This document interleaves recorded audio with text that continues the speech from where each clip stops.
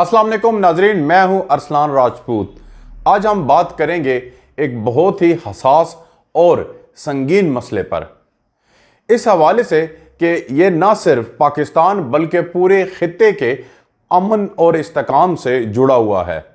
शमाली वज़ीरिस्तान में बदअमनी की सूरत हाल, अवामी एहतजाज, मुमकिना फौजी ऑपरेशन की खबरें और इस सब के पस मंज़र में रियासती पॉलिसियों पर बात करेंगे। वीडियो शुरू करने से पहले आपसे दरख्वास्त है कि वीडियो को लाइक और चैनल को सब्सक्राइब कीजिएगा। शुक्रिया। वीलॉग शुरू करते हैं। आज हम जानेंगे कि आखिर क्यों शमाली वज़ीरिस्तान में दहाइयों की कुर्बानियों, ऑपरेशंस और सियासी वादों के बावजूद अमन ख्वाब ही क्यों रहा। क्या वजह है कि मकामी लोग रियासती इदारों पर एतमाद खो बैठे हैं। पाकिस्तान तहरीक इंसाफ की सूबाई हुकूमत ने क्या किरदार अदा किया है। अफगानिस्तान की बदलती सूरत हाल किस तरह वज़ीरिस्तान को मुतासिर कर रही है, और सबसे बढ़कर इस बार क्या अवाम के एहतजाज को नज़रअंदाज किया जाएगा या कोई देर पा हल निकलेगा। शमाली वज़ीरिस्तान का तारीखी और पस मंज़र पे बात करते हैं। शमाली वज़ीरिस्तान खैबर पख्तूनख्वा का वो इलाका है जो माजी में वफाक के ज़ेर इंतज़ाम कबायली इलाकों में शामिल था। यह इलाका ना सिर्फ जुग्राफाई एतबार से हसास है बल्कि यहाँ की कबायली निज़ाम, सरदारी निज़ाम और रवायती इक़्तिदार भी उसे मुनफरिद बनाते हैं। 2001 के बाद जब अफगानिस्तान में अमरीकी जंग छिड़ी तो उसका सबसे ज़्यादा असर इन ही सरहदी इलाकों पर पड़ा था। तालिबान के अफगानिस्तान से पसपाई के बाद शिद्दत पसंद ग्रोह वज़ीरिस्तान समेत कबायली इलाकों में पनाह गुज़ीन हुए। इसके बाद दहशतगर्दी की लहर ने पूरे पाकिस्तान को अपनी लपेट में ले लिया और पाक फौज ने इन इलाकों में मुतअद्दिद ऑपरेशंस किए, जिनमें सबसे बड़े ऑपरेशंस ज़रबे अज़ब और राह निजात थे। फौजी ऑपरेशंस क्या मकासद पूरे हुए? ऑपरेशंस के जरिए दहशतगर्दों के मजबूत ठिकाने तो तोड़े गए, लेकिन क्या असल मसला हल हुआ? यह सवाल आज भी वहीं खड़ा है। ऑपरेशंस के बाद लाखों लोग आईडीपीज बेघर अफराद बने। सालों बाद वो वापस आए, मगर उन्हें वो बुनियादी सहूलियात, रोजगार और तहफ़्फ़ुज़ फराहम नहीं किया जा सका जिसका वादा किया गया था। यही वो खला था जिसे शिद्दत पसंदों ने दोबारा इस्तेमाल किया। कबायली इलाकों का इंतज़ाम खैबर पख्तूनख्वा में किया गया ताकि तरक्की के नए मौक़े पैदा हों, लेकिन वसाइल की तकसीम, इंसाफ की फराहमी और सियासी नुमाइंदगी के वो ख्वाब पूरे ना हो सके। आज की सूरत हाल जिस तरह का अवामी एहतजाज हो रहा है, ये किस वजह से है? चंद दिन कबल शमाली वज़ीरिस्तान में हज़ारों अफराद ने सड़कों पर निकल कर नए मुमकिना फौजी ऑपरेशन के खिलाफ शदीद एहतजाज किया। मुज़ाहिरीन का कहना था कि वो मज़ीद नकल मकानी, तबाही और अदम तहफ़्फ़ुज़ के मुतमिल नहीं हो सकते। उनका मौक़िफ़ है कि हुकूमत ने जो वादे किए थे वो पूरे नहीं किए गए। पहले इनके घरों को दोबारा आबाद करने का कहा गया, रोज़गार देने का वादा हुआ, स्कूल, अस्पताल, सड़कें बनाने की बात हुई, लेकिन ज़मीनी हक़ाइक़ मुख्तलिफ रहे। इसीलिए आज जब दोबारा बदअमनी बढ़ रही है तो लोग कह रहे हैं कि अब हल सिर्फ ऑपरेशन नहीं बल्कि पायदार मुज़ाकरात, मुकामी लोगों को एतमाद में लेना और तरक्याती अमल को तेज़ करना है।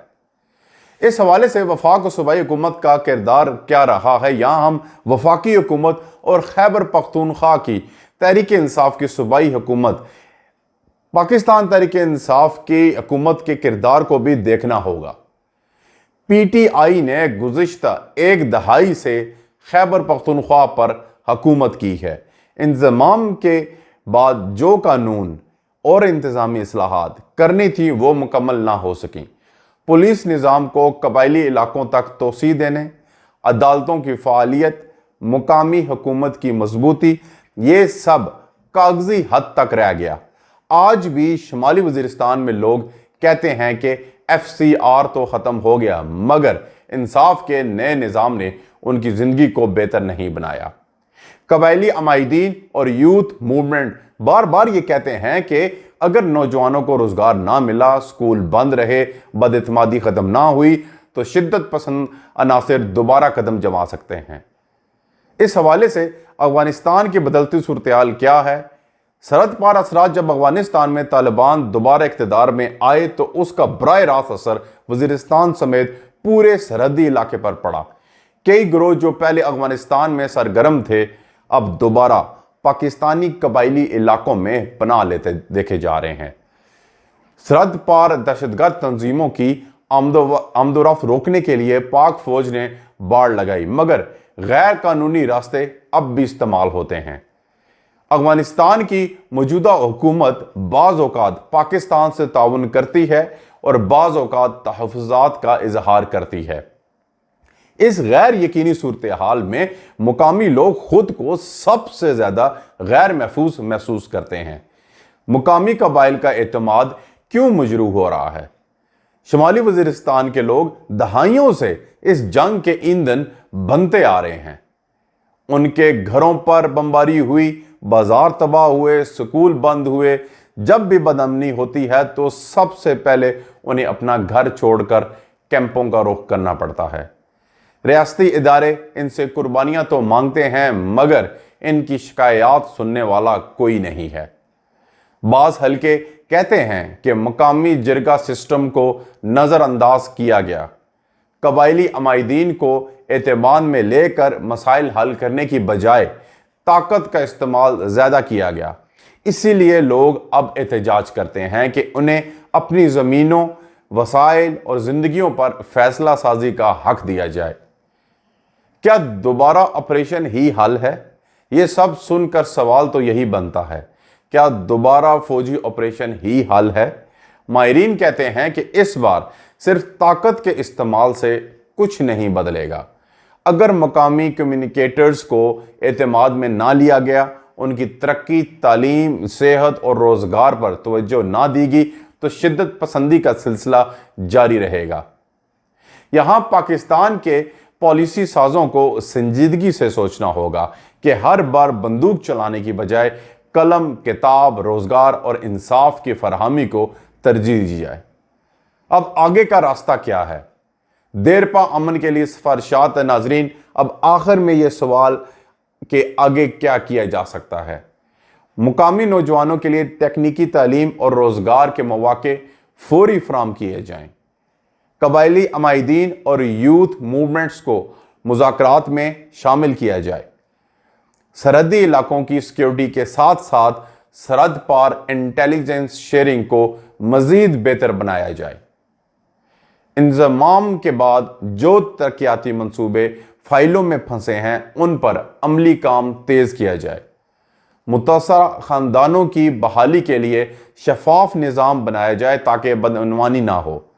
میڈیا اور سوشل میڈیا کو آزادانہ طور پر علاقے کی صحیح صورتحال دکھانے دیا جائے۔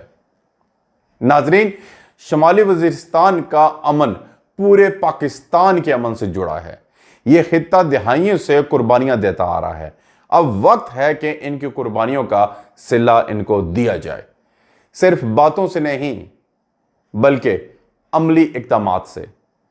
آپ اس موضوع پر کیا رائے رکھتے ہیں؟ کیا آپ سمجھتے ہیں کہ دوبارہ فوجی آپریشن ہونا چاہیے یا سیاسی اور معاشی حل تلاش کرنا زیادہ بہتر ہے؟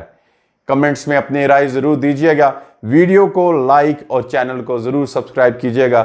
ملیں گے نیکسٹ ویڈیو میں۔ ٹل دین، اللہ حافظ۔